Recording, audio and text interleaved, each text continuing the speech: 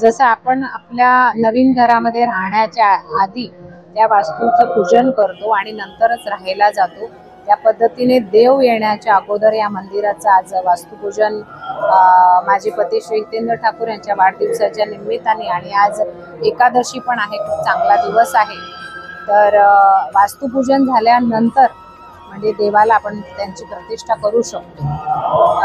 तर बरं वाटते की 10 जुलैला क्षितिजचा वाढदिवस होता, त्या दिवशी गुरुपौर्णिमा होती आणि त्या दिवशी आम्ही पाबासण पूजन केलं। पाबासणचा अर्थ असा आहे की ज्या जागेवर देव बसतो त्याचं पूजन करायचं असते। त्या दिवशी आपण गर्भगृहाचं पूजन केलं, पाबासणचं केलं, आज या वास्तूचं पूजन करतोय आणि येणाऱ्या 26 नोव्हेंबरला प्राणप्रतिष्ठा होईल आणि सगळ्यांना द्वारकाधीश पाहायला